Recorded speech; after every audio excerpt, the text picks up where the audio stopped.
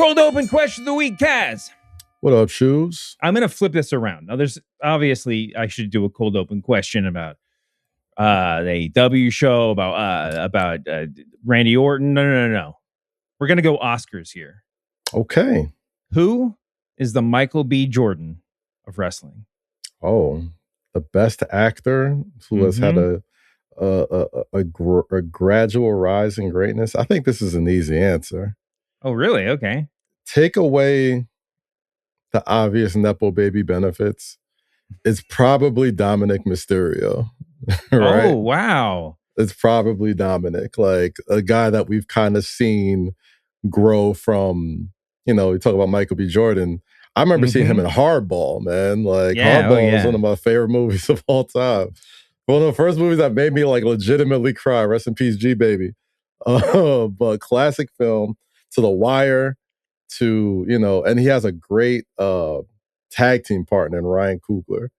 And I think, I guess Liv Morgan is his Ryan Coogler. yes. That's exactly what we're doing. Yeah, that's exactly what we're going for. But just as far as like a guy that I can see who didn't look like much when I first saw him to being like, that guy's going to main event at WrestleMania one day. It's definitely Dominic Mysterio. Wow. Not where I thought you were going to go at all. But where did you think I was going to go?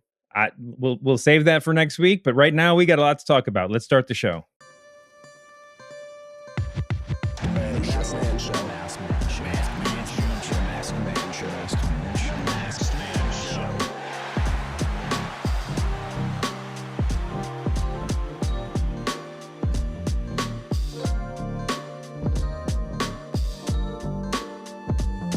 Welcome to the Masked Man Show with Kaz. How you doing, buddy?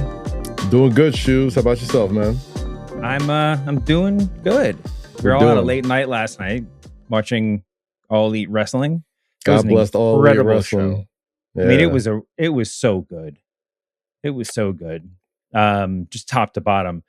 But yeah, I think we're ready. We could comfortably say AEW puts on better pay-per-views than premium live events, whatever we call it. We'll talk about WWE. I mean, yes, obviously they do. I mean, if it's on for a second, because the show was, I don't know if the show was running long, but it felt really late when the 6-man started. I was just like, I wonder if they would ever just do a schmoz in this spot and have it be like the 2-minute WrestleMania match, And well, that's my only thing, right? Like, I feel like with AEW, as a viewing audience member, they would benefit so much from squashes or smages or just like something that doesn't take 15 minutes minimum. You know what I mean? Like, but at the same time, that's kind of why I really look forward to AEW pay-per-views, man. Like, absolutely, I know what I'm gonna get. I know every match you're not gonna get a cheap finish anywhere. Like, I can't remember what is the last cheap finish you remember from an AEW pay-per-view? A cheap finish, like Max uses the ring. Oh, not cheating, but like, just you were expecting a half-hour classic. Nope, 5 minutes. Oh yeah, or something like that. I can't. 2 minutes. I don't even know. You have to invest the time, and I think I gotta commend AEW because it's like they've set a precedent and a standard for me where I can no longer complain about the long AEW pay-per-views because they've never not done long-ass pay-per-views. So like mentally, I know what I'm getting every time I spend that $50. I'm like, all right, we're gonna get mad matches. You're gonna see some gross shit probably. And indeed, the crowd's probably gonna be great, and you're gonna get some really good wrestling at the end of the day. I mean, you might not get some other bells and whistles, but like the wrestling, the length, and feeling like you got your money's worth will always be it. Like, AEW always outlasts me, right? Yeah. Especially now that I do the morning show. Like, oh, brother, once that 6-man tag came out, I was with the Gabe kids. I was like, I completely forgot about this match. I blinked. I woke up. I was like, okay, I see Hangman. All right, I see MJF. All right, I made it. I've made it. I'm still here. And I'm already in bed, so I'm like, all right, I could catch a few glimpses. So, I could still sleep and wake up to catch the train to the station. I didn't last 40 more seconds after I saw Hangman, and I blinked, and it was just the AEW Revolution logo, just like shouting back at me. I was like, yeah. And you know what? It was cool. I got to catch the highlights on the way into the station and all that stuff. But hey, great showing by those guys, man. Another stellar pay-per-view for AEW. Yeah. The main event, if you only saw the highlights, go back and watch it start to finish. It was everything a Texas Death Match could possibly be. And I mean, and just the story they told in the match itself was really, really good. Obviously, the ending has proven somehow even more controversial than than like the run up to it was. How are you feeling about Hangman saying he'll never wrestle for that title again? Well, we spoke about this on the last show. Yeah, I think we kind of fantasy booked our way through this, but like there's a lot of people who are just really upset, mostly just because it's of the Cody Rhodes, the Cody Rhodes Association. Well, you're supposed to be upset. You know what I mean? Like the good guy lost, and if you're a Hangman fan, he's never challenging for a world title again. And if you're a wrestling fan, you're like, why are you going to do this when this clearly didn't work with Cody? Well, I'm pretty sure Hangman isn't going anywhere, right? Like I'm pretty sure they didn't think they were going to lose Cody Rhodes when they made that stipulation either. So I think just in my point of view, I think we finally get to see, all right, well, how would it have played out if Cody Rhodes stayed? Like, how would you have eventually got around this? Because, somebody's going to give him the shot. And listen, then, go ahead. Variations on this stipulation have been happening in wrestling since its inception, right? I mean, this is an extreme version, but you can't challenge me as long as I'm champion. You can't challenge for, whatever like at a pay-per-view, whatever. But they've had variation on this and it's played out time and time again. There's a million ways to get through it. I don't know what, it's almost like people are believing it's a shoot, right? That like he literally can't, like this is regardless of whether or not it's in the contract or not. I mean, it's fake. You know what? Because wrestling fans don't do well with nuance at all. You throw a smidle bit of nuance in any sort of wrestling story, and it's like, well, they can't do that. What are you talking about? I'm like, they can do whatever they want. It's the show. All the wrestling fans that listen to this podcast have a lot of nuance. I know that. So. Well, they're smart wrestling fans because they listen to this podcast, obviously. But nuance galore.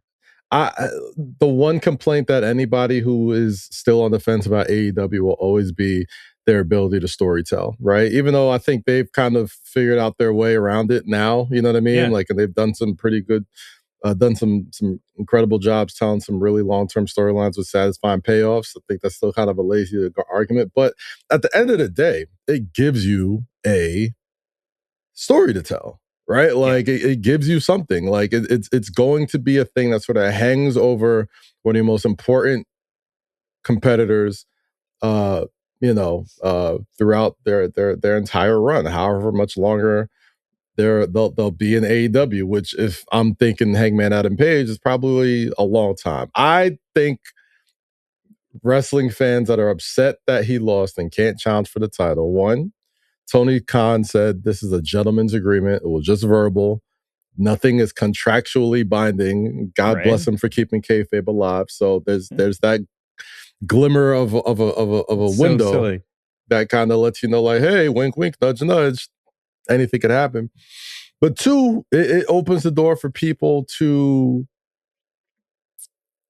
in some way, sort of avenge Hangman, right? Because this is the MJF and Hangman agreement. You know what I mean? You said on the last podcast, Swerve winning the title and being so incensed with, his love-hate relationship with Hangman is a great way to, fix that stipulation.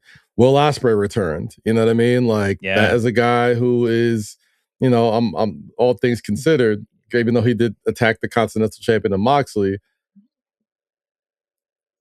he's got to be when he came out, I was like, wrong belt, wrong belt. What are you doing? Like, you gotta wait a little later, like I think he's gonna be in the running for the World Heavyweight Championship, and he seems like the guy that would say, F that stipulation, Hangman, I want you to fight for this title. You know what I mean? Like Kenny Omega's in there doing this thing. Like there's gonna be people that can liberate this championship and, and get Hangman back in there. But I want to see how they tell the story and how long they take it with them, because like I said, it's a good idea to kind of like give you something to like chew on a little bit and see how they get Hangman even more sympathetic as a baby face, as a guy who's a fighting warrior who can never have like the warrior's prize, So It'd be interesting to see.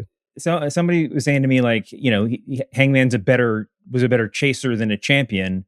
Agreed. And yeah, I think we can all agree on that. And they were like, and that's why it's so sad he's going to lose, because if he loses, he'll never be able to chase again. And I was just like, no, actually, he gets to chase eternally now. It's all a chase to something he can literally never, obtain until the storyline shifts or whatever. So yeah, I mean, I don't have any problem with the ending, and just because that Cody Rhodes thing went sideways, that wasn't. Well, it only went sideways because Cody was leaving. You know what I mean? Like up until even before that, when it was sort of boring, I think there was just I mean, there's obviously some creative disconnect there. But it could have been an incredible story. I mean, that's nothing that we need to base our memories on, basically, because this one instance. What's next? Oh man, we're running through it now. I mean, unless how deep you want to get in the conspiracy rabbit hole. Do you believe that Cody put that stipulation in because he knew he already had a wink, wink, nudge, nudge agreement with WWE that I'm going to be the world champion over there? How deep in the rabbit hole do you want to get, son? You're on different. You have a different like algorithm Vince called than me, him up. Vince called Cody up. Just like, hey, listen, man, listen. Make the stipulation. Like, listen, we're gonna make you our next John Cena, son. You're gonna be our next. Would it have been better for him to have their title though, so he could say, "Now I'm at the better place"? Because Vince is probably like, I can't have you with that monstrosity around your waist. You can't be their guy, like how.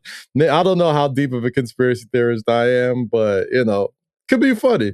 Could be funny to think that Cody was like, all right, I'm gonna make the stipulation with the promise that Vince McMahon himself told me, not only are you going to be world champion here, but you're going to be the face of my company.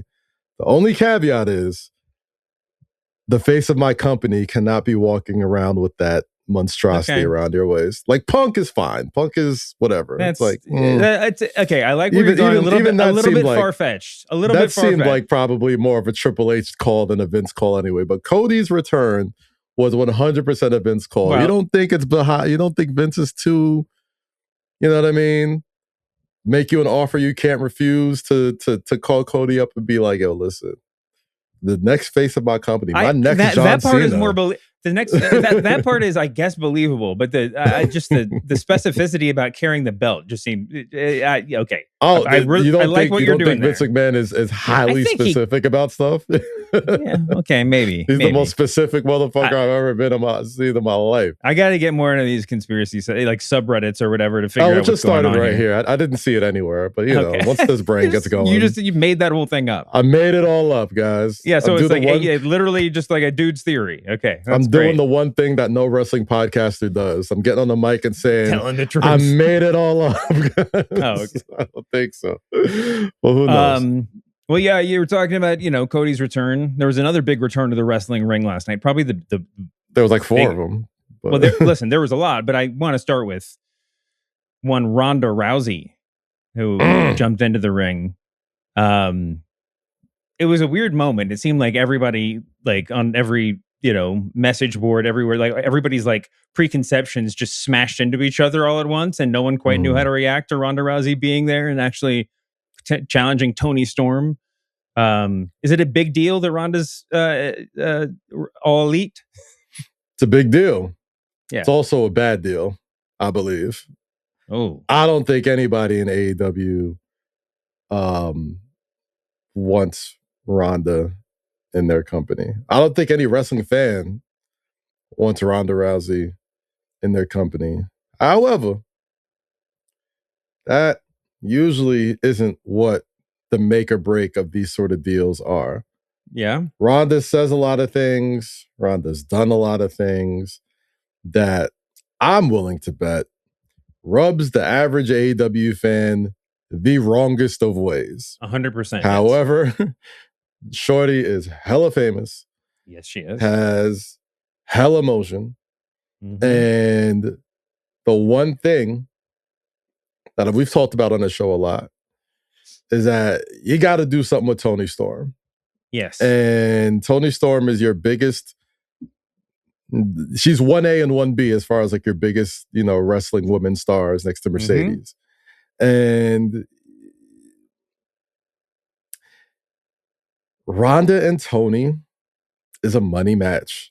And it may not go down easy. It may not taste good. You might need to put some sugar with the medicine if you're an AEW fan.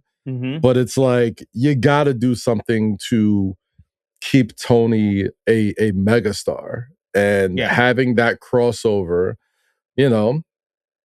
is good business, and I can't be mad at AEW for doing it. I'm not the biggest fan of Ronda. I don't think she's, personally or professionally, I'm not the biggest fan of Ronda Rousey. But I understand why it's done. I understand why you do that business, especially for Tony, because you've done all you can do with her in AEW. Well, and obviously she has a pre-existing relationship with Marina Shafir. Like it's the least. It's the most organic, like, celebrity insertion into a feud ever, Yeah.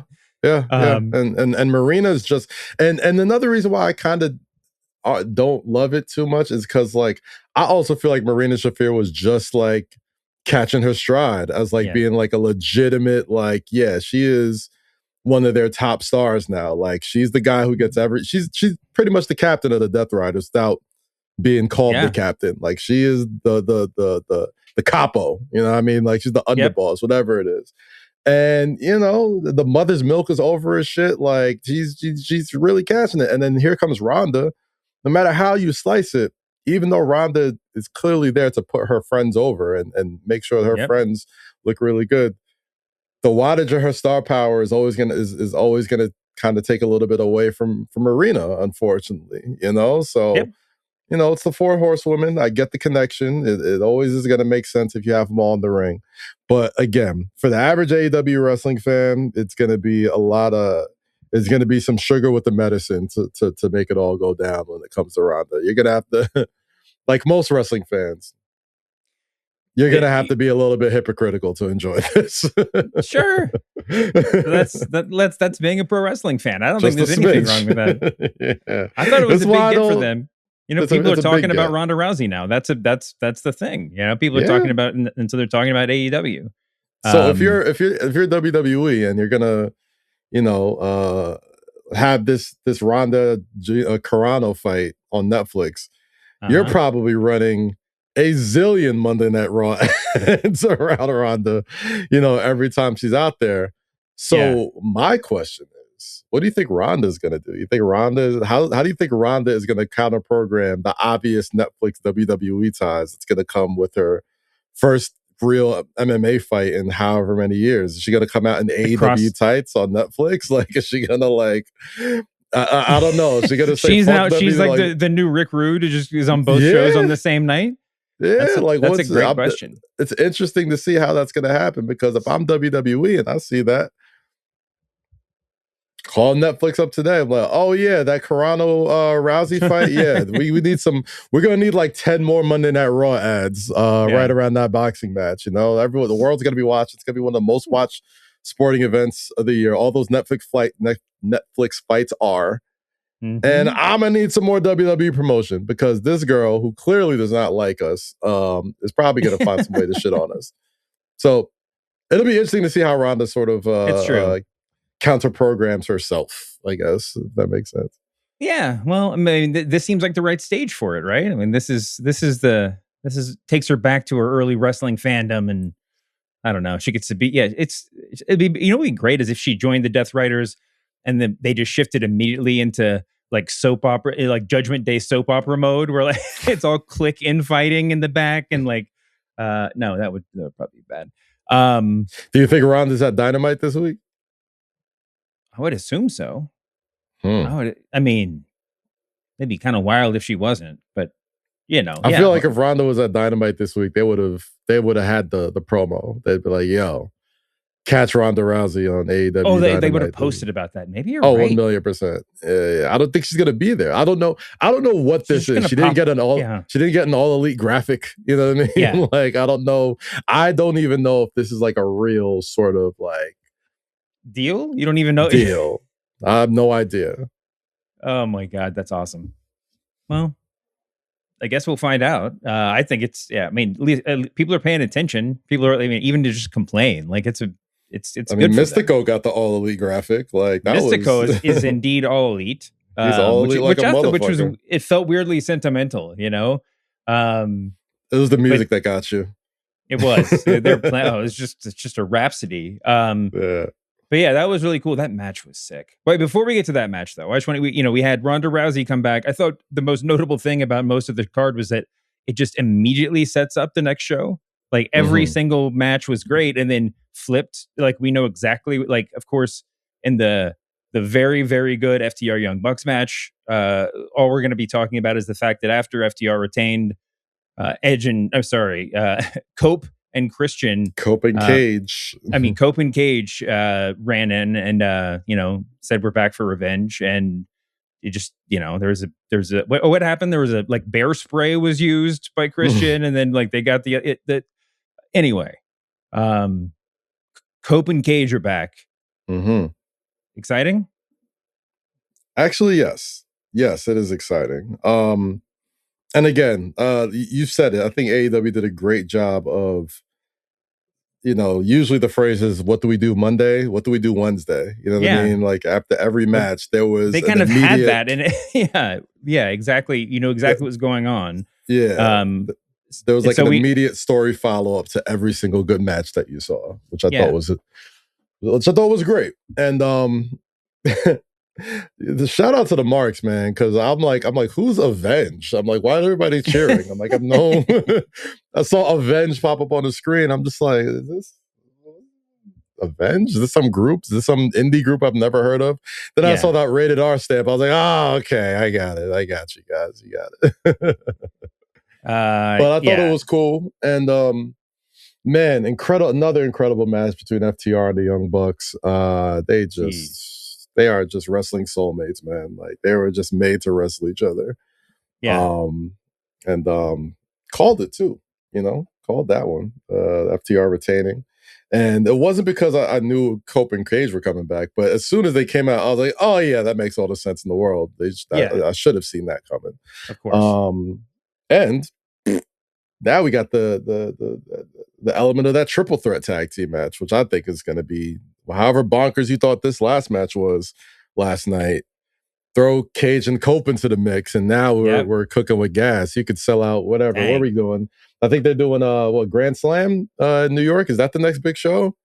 Hey, where's the calendar? I don't know what their next big show is, but like that's a show that can main event. That's a match that can main event. You know what I mean? So there's some ladders in there for good old time's sake, and I'm there. I'm watching. Yeah, absolutely true. So we had that one. We had like we know we're going with Ronda Tony in some form or fashion. They may do the tag match first. Or Mox Osprey. We didn't. We mentioned that earlier. But that was the clear fallout of that. That Osprey return package was a little bit bonkers. There are multiple jokes about it being about Wolverine as all elite in the chat.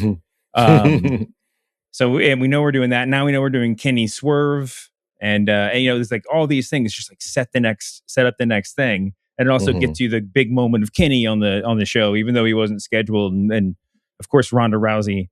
They did a really good job of setting the next thing up, man. I mean, it was really masterful work all the way through. There were, like many matches. Is there any specific match on the show that jumped out to you that you want to go over? I mean, I've become such a big Jon Moxley fan in the past year. Heck yeah. The match with Konosuke was great. The aftermath was great. That dude has put together such an incredible wrestling resume in his life. It is, if you're just doing this century, this past 2 decades or whatever, since the year 2000s, it's up there. It is, you're talking about a guy who's held every major heavyweight championship in professional wrestling and is somehow getting better with age. And, just as the kids say, the aura that he carries when he walks into the ring with that damn entrance and walking through the crowd, and the fact that he didn't really need to change anything. He just, through sheer will of I will kill myself for the sake of how much I love this sport. Yeah. Just organically. I'm just a fan of people who organically get over. Yep. You know, and organically turn face and didn't really have to change a single thing about him. It's just, you know, if you listen to everything he said initially when the Death Riders were formed and he put the title in the briefcase and killed Bryan Danielson and all this type of shit, he was just like, this was the plan all along. Honestly, it was. It was like, yo, man, like, we're not going to get to the future of wrestling still worried about the past or still, you know, thinking this way or doing things this way. And anybody who just gets that done through sheer force of will is someone to be admired. That great. Guy's resume is just absolutely. This is a very deep, ridiculous at this point. Very, very deep and thoughtful Revolution review. But yeah, I couldn't agree more. Think of what his boys are doing, man. Think of what anytime you see Moxley, you always got to think of what his boys are doing. You know what it reminds me of? It's what? Like, gosh, if I could. It's like a member of your favorite band, right? Yeah. Yes, and like two of the members go solo and see like massive success. But like the third guy is just like this underground darling who just like puts out like these critically acclaimed sort of things from time to time. I can't give you a great example of like one in like real life, but like I'm sure it'll hit me by the time I'm done. There's always a guy that's like, no, I'm gonna stick to the purity. Yes. The purity of my arts. You know what I mean? Yeah. Like I'm willing to die for my art and I don't need to do X, Y, Z. And you know, I always think of what his homies are doing. Like a Roman, like a Seth. Like Seth is on Good Morning Football every day, like being famous as he's ever been, and with a ton of masked men around him. And Roman Reigns is the biggest star on the damn planet as far as wrestling is concerned. And Jon Moxley, and I tweeted this yesterday. He's like in the trenches. He's in the trenches, bro. That's the perfect way to put it. He is in the trenches. And I tweeted this yesterday. I would pay good money to see a part 2 conversation with him and Stone Cold Steve Austin. Like, because I think that was such a tipping point in his career where like everybody just kind of saw it for the first time. It was just like, huh. You know, like there was something about watching a guy like Stone Cold Steve Austin being like, my guy, you have to give more of a fuck. You know, like, and now he gives all the fucks, you know, like he has enough fucks for everybody else. Yeah. Yes, he's given so much fucks that it's legitimately turned around the company that was not looking good at some point at a couple of points in the past several years, you know, and they did a hell of a job last night, and the match itself, of course, there you fantastic. Go. that was one of the best matches of the night. I mean, it was just absolutely brutal. Speaking of brutal, I like, you know, when I turned, I dropped in to start watching a few minutes late, like I turned, but it wasn't that deep in, and what Cash Wheeler was already bleeding profusely, and so it's just it was like there's so much blood speckled throughout the night. But as soon as I turn on the TV, I was like, oh, here we are, already bloody. Okay. Like cover the kids' eyes, mom. But yeah, that match was, I mean, every match was good. The tag team match was very, very good. The Storm Shafir match was very, very, I mean, was very, very good. And it had, obviously, all we're going to talk about is the ending. And then Swerve and Brody. What did you think?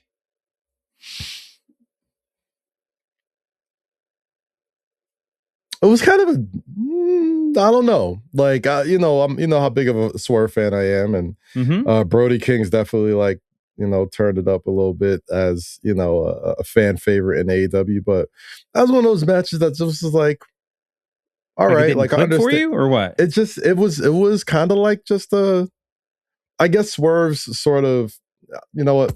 I'll take that. I think Swerve's Swerve has a high bar to clear now a lot of times when he has these matches, and it didn't necessarily end, you know, climactically. It did end definitively with the 3 house calls, but like there wasn't. I had the same feeling in my stomach at the end too. I didn't think about that. Yeah, it wasn't a bad match by any stretch. No, it was really good. It was just like, huh, all right.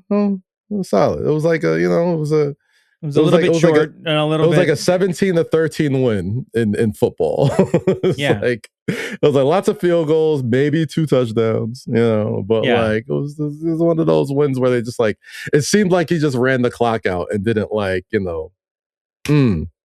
like last second field goal, last second something. So like the urgency kind of died off towards the end. I guess that's probably why I was like, all right, like I was, but solid match. Like wasn't a bad match, but it was missing something. I wish I could put my finger on it, but it was definitely missing like something that I've gotten from Swerve matches. Well, the entire reason for the feud is that Kenny Omega said that he thought Brody was tougher than Swerve. No. He said Brody was the most dangerous man in AEW. Exactly, and like if that's the basis for a feud, I mean, I guess we're kind of crawling forward already at that point. But yeah, I mean, you don't have to. I mean, it was a very, very good match that both felt a little bit too short and a little bit too, like you said, clean a finish, sort of. Like it was just it was an odd feeling, but it was a very good match. Tekla retained her title as we predicted. I think we got almost everything right except the triple threat or the tornado tag match, right? In our picks. Which I I think it was. Yeah. No, I think I picked the new. Did Gabe Kidd and those guys win? They lost. No, they lost. Oh, all right. Yeah, then that was the only one that we got wrong. But yeah, I mean the Tekla retaining I thought was the right move. And that again was an incredibly good match, man. I mean, they played like both. Tekla is such a big character that you can just do so much with it, man. I mean, like a 2 out of 3 falls match is a big lift. You got to tell a big story in there. I saw some stuff on my timeline that like Chris Statlander's contract is probably running out. Is there any truth to that? I don't believe that to be true. I saw somebody tweeting about it, and I was just like, I hadn't heard anything about that, but the fact that she lost these 2 matches, it did raise an eyebrow. But I was just like, all right, but it's not that. I mean, like, what are you just you can either hotshot the title back and forth between them, or you just sort of like let Tekla get really established as champ. It doesn't seem that weird that she would lose both of them. It's not like that's how you transition to a new champion. Yeah, I haven't heard anything about that. That would be crazy. I was just thinking last night. Statlander feels like one like AEW for life. Like that just feels like she's just like such of a piece with that place. I agree. Yeah, definitely. I think that Tekla should. I mean, now we have Tekla established as a tip top star. She didn't just win; she retained, and Stat will always be a tip top star there. No matter how many Ronda Rouseys they bring in, But you can't lose a 2 out of 3 falls match and go back to the contending circle. You know what I mean? Like 2 out of 3 falls is such a definitive, like back to the line to you, buddy. Yeah. You know what I'm saying? So yeah, this is the same as the Hangman situation. Now she can't wrestle. No, she'll still be a top star. I'm not even a little bit worried about that. What else? What was next? Oh, the trios match. Jet Speed and Mystico versus the Don Callis family was just incredible. Like that was just one of the best matches of its kind I can ever remember seeing. I mean, it was just move after move. It was just, I don't know. I know how much you hate Speedball Mike Bailey, so I'll give you the floor here. I'm being sarcastic, sort of. Yeah, he still sucks. No, I'm just kidding. I love that they had matching outfits. You know what I mean? I love that they all went. I love that they look like cool, like wrestling Power Rangers all together, like at the top of that ramp. And smart choice just coming out to Mystico's music in LA with like with the crowd is like at least 65% Latino is gonna sing it. Not as good as Mexico sings it. I don't think anybody tops that Mexico crowd, but they gave it a shot, man. It was a good effort. Yeah. They gave it a good effort. And then man, has anybody, all right, here's my question for you, Dave. Has anybody in your wrestling watching life turned around their reputation as much as Mystico / Sin Cara has? Oh, Sin you Cara, mean like from his initial days? From Sin Cara, I mean, from obviously when he was Mystico coming in, he had a ton of hype, you know what I mean?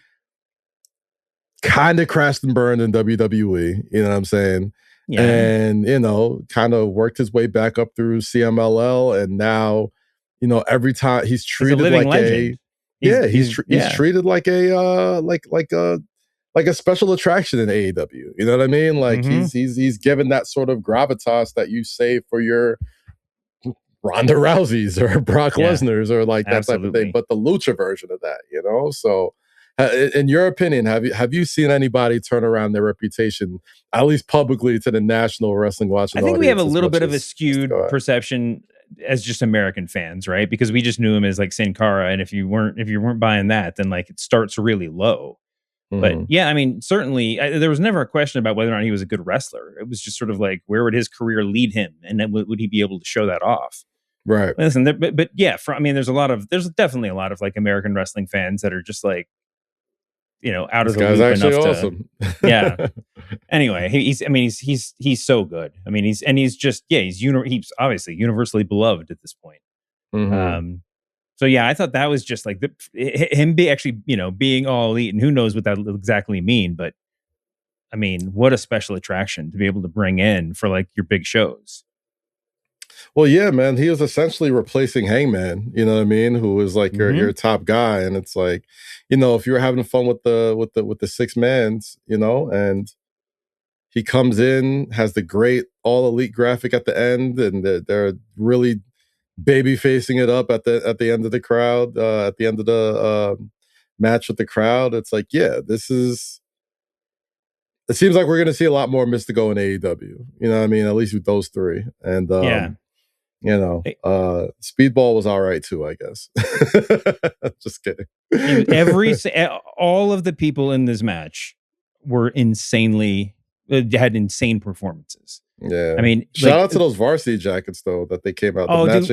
My only thing is when they first came out, I thought they were going to be Ribera jackets, and so when they were like varsity jackets, I was kind of let down. Like, just Don Callis family should have their own like Ribera style jacket, just to act like they're that legendary. The Ribera jackets don't seem like they got great quality to it. No, yeah, like you look at it and you're just like, I'd still be cold. Yeah. Well, that makes it better ring gear, you know. You're not going to be too hot when you're wearing it. There you go. But damn, I mean, I just like feel like I'm just like making sound effects for this pay-per-view. It's just like match after match did exactly what it needed to do and was incredible. Kyle Fletcher is just, you know, he's just made himself into a special attraction, doing all his like big man moves in matches like this. And you know, what do you even need to say about Fletcher and Okada? You know, I mean, it's just, oh my gosh, so much talent. That was a big deal. I mean, we got the title change. I'm not sure that makes a monumental difference, but I assume that you know, the baby faces will still be messing with the Callis family or whatever. But we got continuity from every match. Like, after the match, they said, hey, you know, the back of your mind is like, all right, well, CMLL, see you when we see you, type of thing. Yeah. And then putting that graphic on the screen sort of lets you know, oh, he'll be around. He's probably gonna be on Dynamite. And I was like, okay, that works, you know. So man, good show.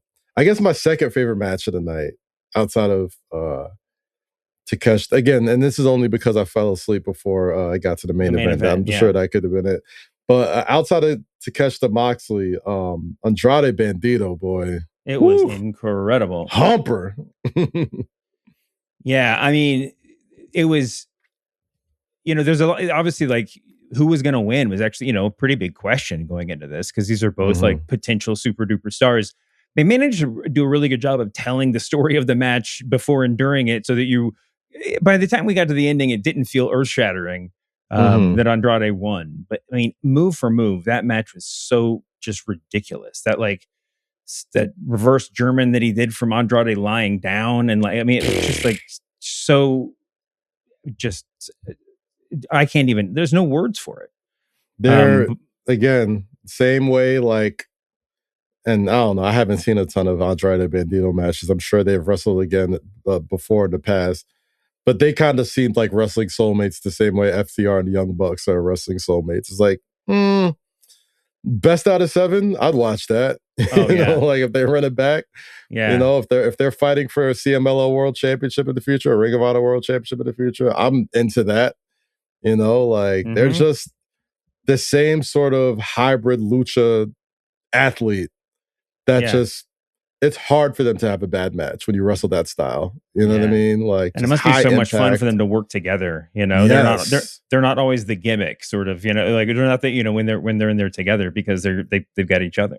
Yeah, that bouncy suplex that Bandito does, like doing it off the floor, you're thinking like he should do that all the time. But then your wrestling brain kicks in. It's like he could probably only really do that with Andrade. Yeah, you know what I mean? So, I think you're gonna say he probably wants to keep it special. There's only like one guy that you can like. Yeah, they're like action figure, like they're cartoon characters. It's like when they touch each other, then they both get stronger. There and you they're go. like, that was. I mean, that was the match that felt like it was in the main event spot. Like according to my like internal clock. So I just kind of leaned back and really enjoyed that. But then we had a lot more to go. The Tornado 6-man match was very good. There was a couple moments in that I like gasped. I mean, I just like when was it Clark Connors hit the spear on Darby while Darby was like running across the apron unawares, and then they like landed in like head first on the ground. I mean, that was crazy. That was like just a wild moment. And then Darby hitting, who did he hit? Was it Connors with the skateboard wheel? Or no, that was the most painful looking wrestling thing I've ever seen in my life. Dave, you know how last week I had at Speedball Mike Belly on my irrational dislike list of wrestlers? I got another member to add to that list, bro. Which member of the Dogs is it? Yo, Gabe Kidd, son. You don't like it? I don't believe you, bro. Like, I don't believe you. Like, I know what you're going for. And I just don't, like, it doesn't scream authentic to me. Like, it just does not. He's got himself in some great shape. I'll give him that. Like, since, his match with Kenny, like, he's definitely trimmed up a little bit. And, he's a good worker. And it's definitely a little irrational because, like, yeah, he can work his ass off. Yeah. But then he gets to talking, and I'm just like, you don't buy it? Not buying it. So, like, don't buy the top boy UK grime sort of. Wait, you don't buy it like in kayfabe, like this character? I don't believe you're bluster, or it's just like, and for sure, like you just don't agree with what they're doing there. No, I just don't buy it. I just don't feel like that's you. Like, I feel like the best wrestling characters are like yourself turned up. He seems like a pretty scary, intimidating dude for real to me, but maybe that's just me. I guess maybe, but I don't know. Maybe it's the baby face he has. He kind of has like a young face. Yeah. So like when he gets to talk and he's like, bro, I don't give a fuck, bro, shit, bro. And I'm just like, you could have worked out with at least 3 less bros. You know what I mean? Like it would have been. All right, and like I said, this is an irrational dislike. Add him to the list because this was a very good match. I don't know. I could be completely wrong. Distracting from the point wrong about him. Yes, he's like I said, he's a hell of a wrestler. He could work his ass off. Had one of my favorite matches of the year last year. But I could, like I said, it's an irrational dislike. Yeah, nothing personal. It's just one of those things. I'm just like, I ain't buying it. He's fighting. He already after the match challenged. He challenged Darby to like a coffin match, I guess, in like the post show. So. We're just going straight ahead with that. I mean, I really enjoyed this match. I think the Dogs are a great trio. I mean, all of them are really good. David Finlay looked incredible in this match. Of course, I think this is one I think I got wrong in my picks because it felt like the Dogs were the new thing and that they would win, and it's pretty obvious and blah blah blah. I mean, I don't think they lose that much in defeat. Now they got something to rage against, and I guess we got the big babyface win moment on the card, right? Little happier ending. Because what was coming next was MJF, Adam Page. Was it You're gonna have to put me on, Dave? I saw highlights, but you saw the entire match, I'm assuming. Yeah, I mean every bloody, gross minute of it. MJF was gushing pretty early in the match, and then so he could play catch up, he just got a shard of glass and cut open Hangman, so it was just like rival just completely crimson masks. They did the needle in the cheek spot again. This time MJF needled Hangman. Had some saline in that bitch. Yeah. They did light tube spots and broken glass and I mean just like every iteration of a death match, every potential piece of it was there. And correct me if I'm wrong, it was as clean as a finish you can get, but it was a clean finish. Nobody interfered. It was just a straight up. He just got hung and that was it. Yeah, Hangman brought the dog collar into the ring earlier. Yeah, and MJF just basically like hung him up on it over the top rope. So Hangman didn't tap out. He didn't give up. Whatever, he just got choked out. I said I don't want to like tisk AEW's booking on the show because the show was really really good. But if you had known you were going to do that, maybe you don't have Swerve choking, hanging up Brody 2 weeks ago, 3 weeks ago, whenever that was, because it was a really great finish to this death match. But I couldn't help but think back. Anyway, the ending I thought was clean. It was clean. I didn't hate it. I don't hate that because it's like, every wrestler has their kryptonite, right? Mm-hmm. Like Brock Lesnar has his balls, right? Like you kick him in the nuts, you got a chance, right? Yeah. Gosh, who else? Roman Reigns, a single chair shot to the back is his kryptonite. Yes, exactly. He's down for an hour. He's down, you know what I'm saying? But Hangman Adam Page and getting hung, that's the thing that has done him in his biggest matches with Swerve, with everybody else. So, I mean, I'm not... MJF being like the quote-unquote student of the game and watching everything and studying, like, I don't hate that finish as much as it is. And maybe you do that spot with Swerve and Brody to plant that into their head and be like, yeah, man, like this happens. People get hung, son. And like who gets hung the most? Usually Hangman. So yeah, I don't hate it at all. And the fact that it was as clean as you can get with MJF involved is pretty definitive of a loss. And we've been through the booking situation for Hangman going forward, but like I think this at least allows you to have a clean break, right? It would be really dumb if you lost the match and then had to spend the next month contesting the outcome, right? He was just like, that wasn't a clean win. I get another rematch. This is Hangman's now kind of gone. And that's a pretty significant outcome of this as well. The match was just incredible. I mean, it was really one of the best probably the best televised Texas Death Match or anything of its sort I've ever seen. I mean, it was just so well done. There was, they started bleeding early, but it was an appropriate amount of blood throughout the whole thing. There was definitely some grosser moments. But yeah, it was just very, very good. I mean, it's so huge. What a huge cataclysmic outcome that we all, vaguely could have seen coming was that this is a huge win for MJF, really solidifies his reign. And this is a huge shift for Hangman. Love it or hate it, he's kind of, like a rocket in another direction now. So anyway, it was just what a fantastic match.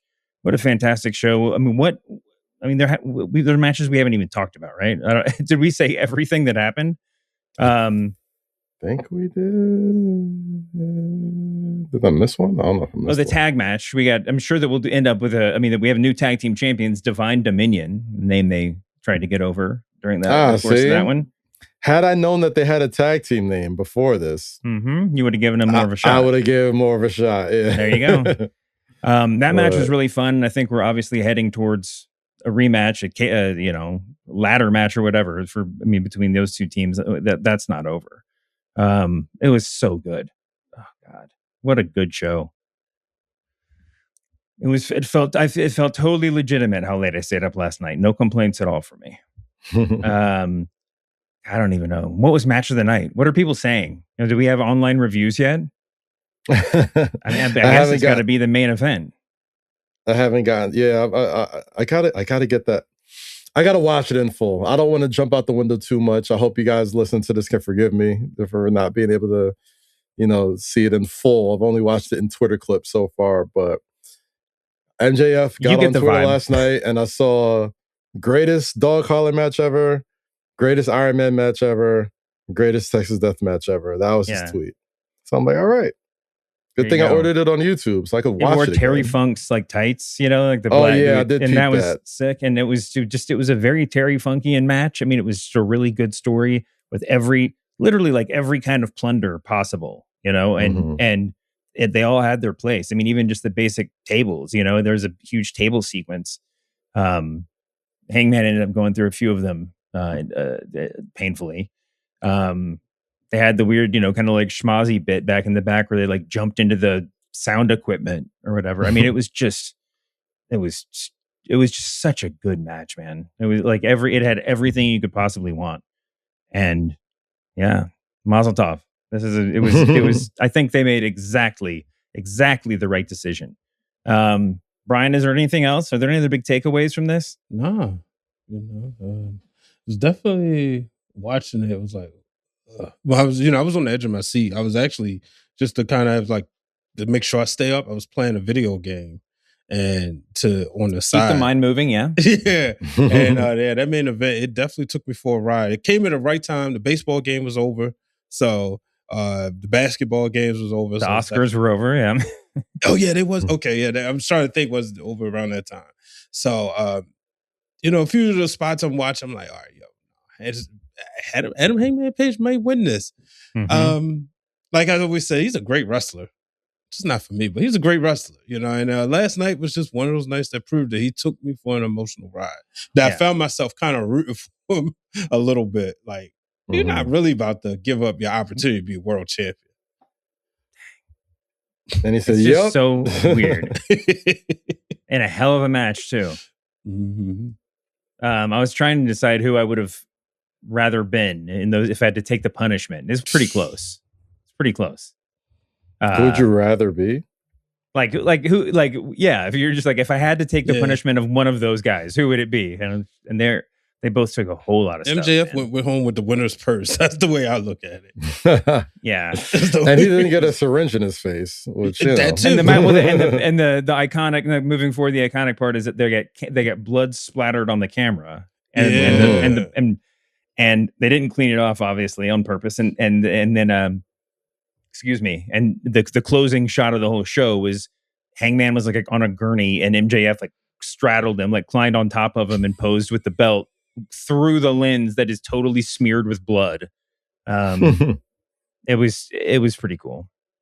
I mean, I just felt it was the right decision. It was such a good match. Beside the point, I mean, I guess everybody's just talking about the spinoff now. I mean, like what happens next? Forget about it. Just enjoy the match. It was so good. It was a great show, man, top to bottom. I mean, I have absolutely like no complaints at all. It was. I mean, it's almost they set up too many. What do you say? I was going to say Kenny Omega. Oh yeah, Kenny Omega. Well, I was just thinking that because that's the Kenny Omega didn't have to be. They could have saved that for next week. They could have made that whatever. But it was great to see Kenny there. Like in the moment, it felt really cool, and it does set the stakes, like we were saying, for going forward. I like the kind of big picture storytelling that they're doing, even if you're projecting it a little bit. I think it draws people in. Especially when you live and die by your pay-per-views. They're so good. I'm sure there's people out there that only watch the pay-per-views, and now one story leads to the next. But what a fucking great show. I guess we got to talk about the most tragic thing that happened, and it wasn't in a Texas Death Match or any of the other grunge matches on AEW. It was Randy Orton turning on Cody Rhodes in the contract signing on SmackDown. Was this the greatest 5 minutes of television pro wrestling has ever broadcast? It was layered. It was so well layered. Yeah. It was such good wrestling TV. You got to start off with the internal dialogue you see Randy Orton having as Cody. First off, before we get into this, it is so apparent that Cody Rhodes' favorite wrestler is Sting, right? Like, isn't he just Sting without the face paint? Yeah, but is he doing it, or is he doing it in homage to Sting, or is it like he has to be? He has to be just the most gullible baby face of all time. That just always gets turned on. Always gets the shit kicked out of him. Like, oh, well, I can't believe this happened. Like, you can't believe this happened, really, Cody? Really? Randy Orton, this guy, who's been in a televised contract signing, which only goes one way. Staring at your title for the past year and a half. who's been saying, man, when it's my time, I'm going to come after that. You really didn't see that coming.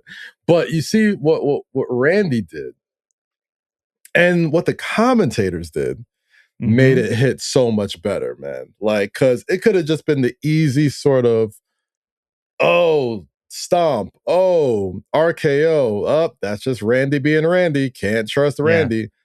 And then he just kept taking it up like another notch every single time. It's like, oh, okay. Like a RKO out of nowhere, anybody gets that. That's basically a handshake from Randy Orton. All right. Like if he RKOs you, it's basically like, look at Randy being Randy. Can't trust him. But this is different. The shirt was black. He was sitting there just being like, yo, this was supposed to be easy.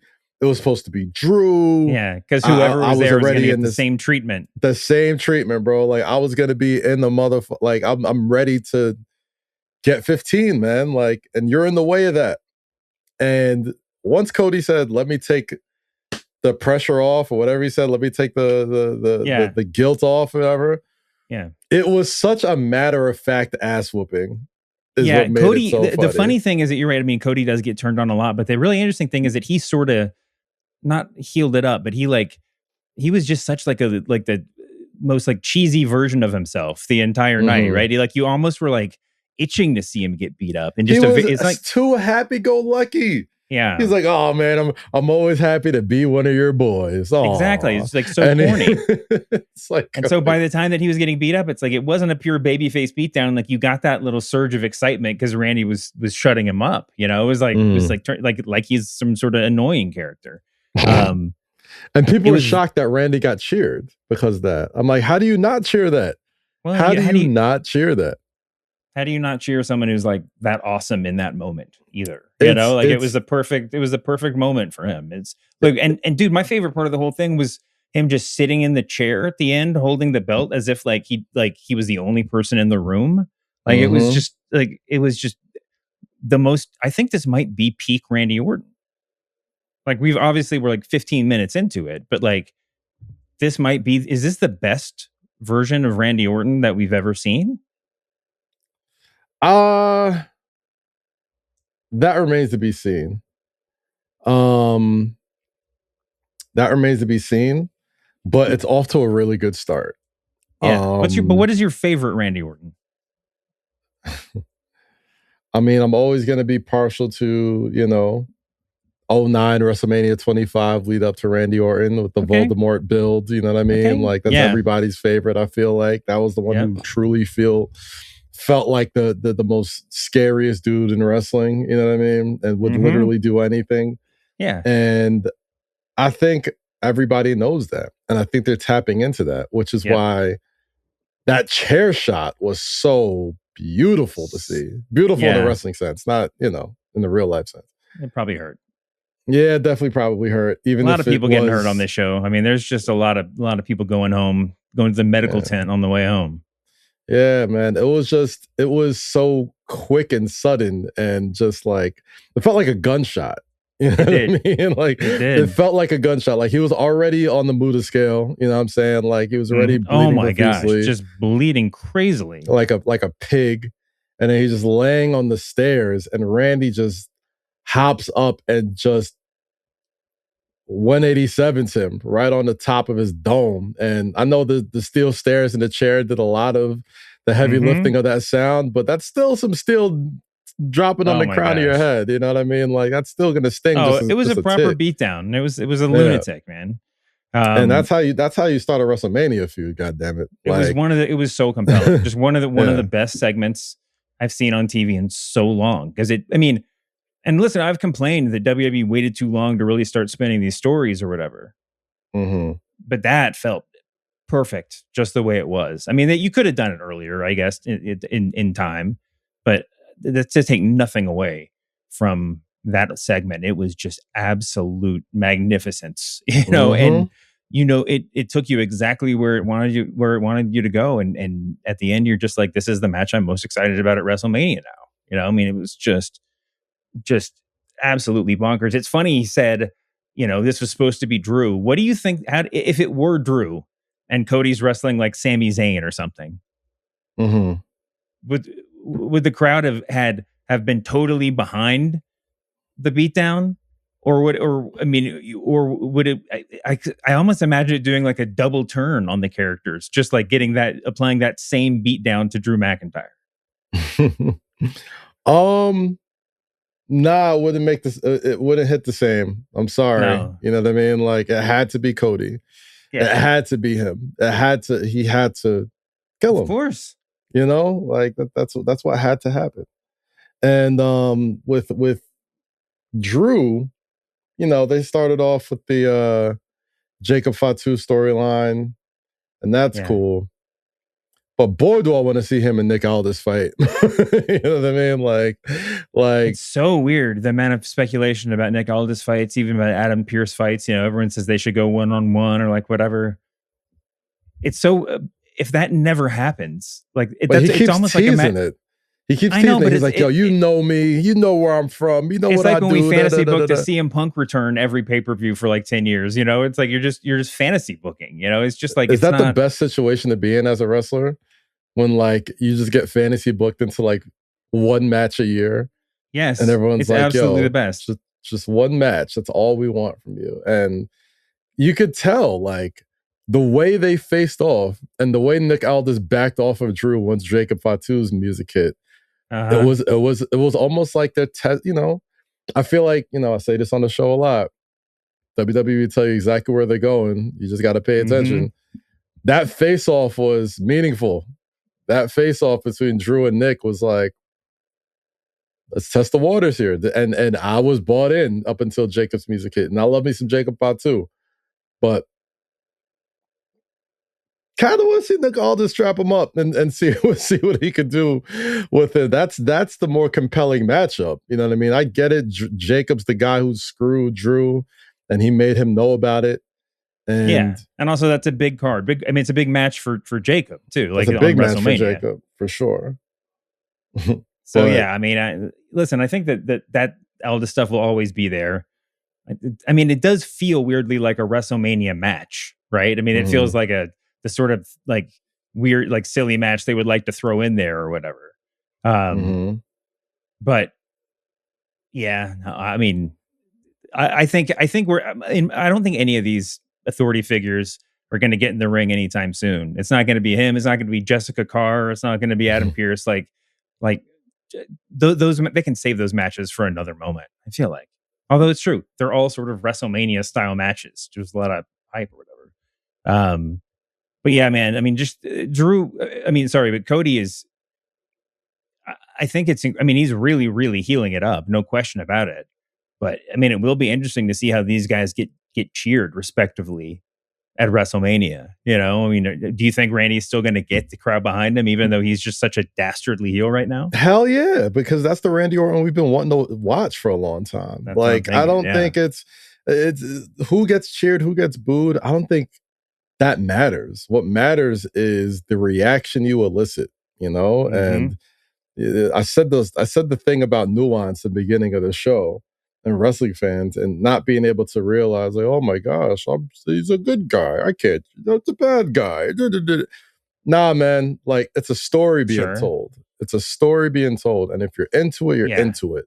So I don't think it matters who gets cheered or booed at WrestleMania. There's going to be Cody guys, just like there's going to be Cena guys when they're Cena matches.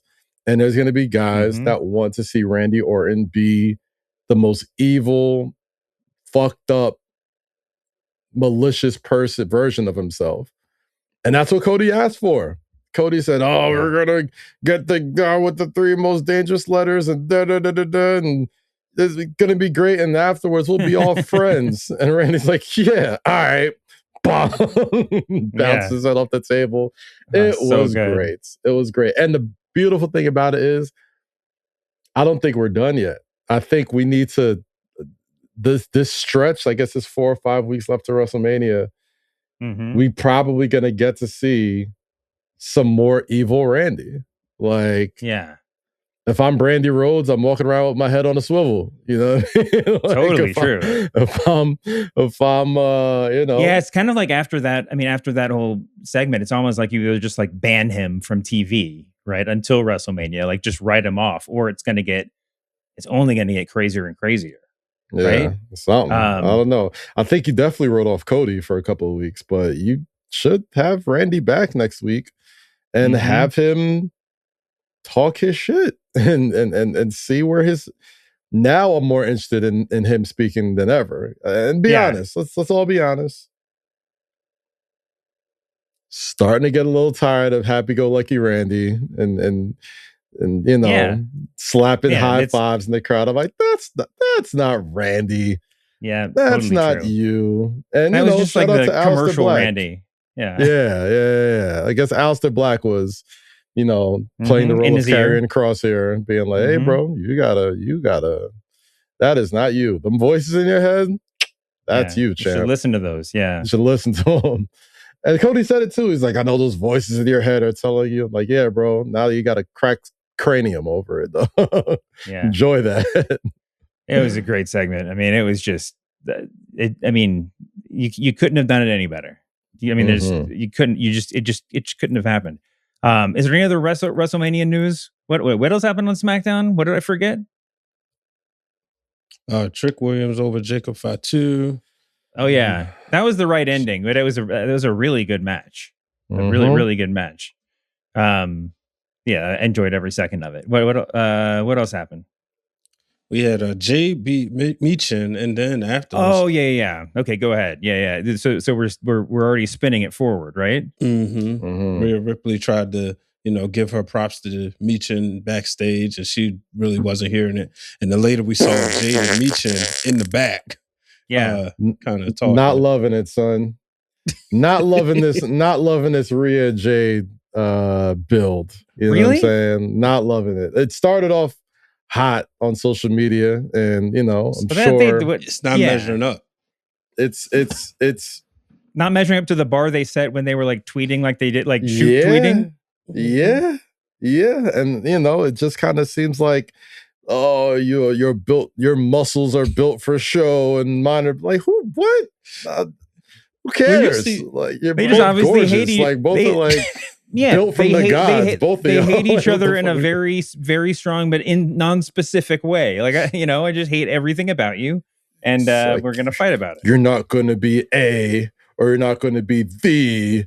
You're gonna be my bitch. And I was just like, oh brother, I'm sorry. And I love me some Rhea Ripley, son. Rhea Ripley is the rough shit, and Jade is the homie. But that shit y'all was talking on. That shit y'all was talking on social media, sit down, both y'all put your big girl pants on, and get back to that shit. Back to that. That's what had me interested. Yep. That's why I was like, oh yeah, this is good. Whatever they talking about on TV. What had you interested? That the back and forth on social media when Jade. Oh yeah, that's what you're interested in. Trying to peek behind the curtain a little bit. Is this the Charlotte Tiffany Stratton of this year, where they just have a bunch of stories about backstage crap and then just hope that feeds into the hype or something? Let me tell you something.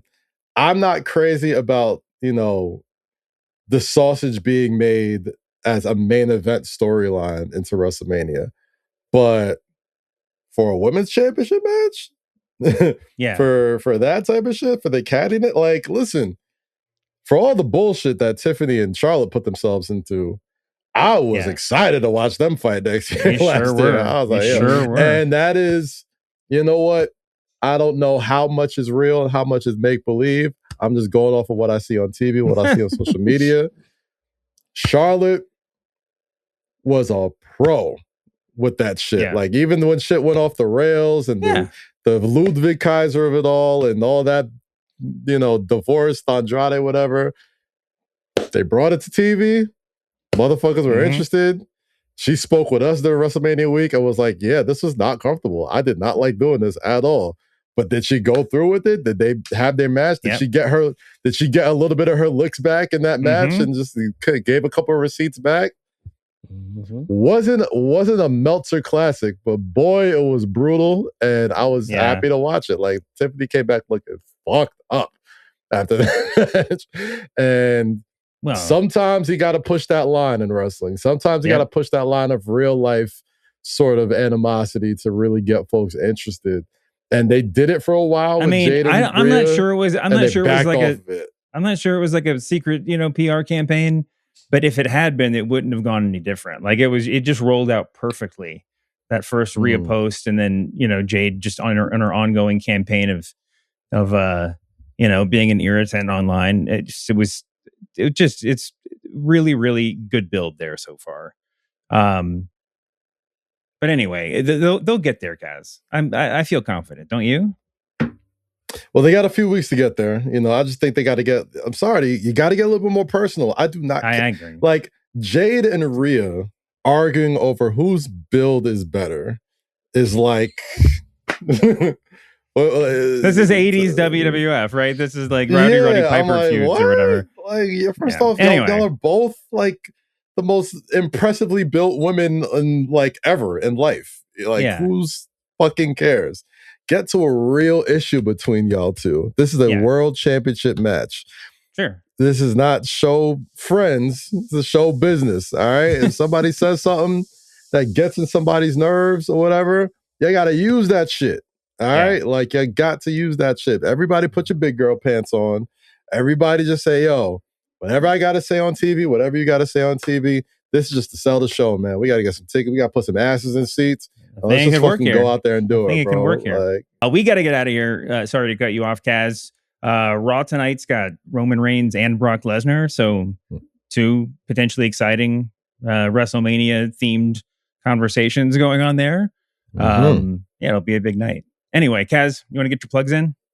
Yeah, man. You can catch me each and every Monday through Friday on Hot 97, Mornings with Mero on Hot 97 every day. That's my word. Brand new episode at 7 p.m. in Brooklyn with the incredibly talented Aldous Hodge of Cross is on the show. Come check that out. And I think that's all and Only Graps. If you want to talk with us during the week, patreon.com/onlygraps. Hit us up. The whole gang's in there. Had a blast doing Revolution last night. I'll be in there to talk about Raw tonight. So, but if you want to chat with us, the Mercedes Monet special, $9.99, and you're in there, baby. Agree with that. Thanks, Kaz. Thanks to our producer, Brian H. Waters. Thanks to our EP, Ben Cruz. Thank you all for listening. Finn Balor's going to be okay. Boo your mama. We'll see you back here later this week, humanoids. Hey.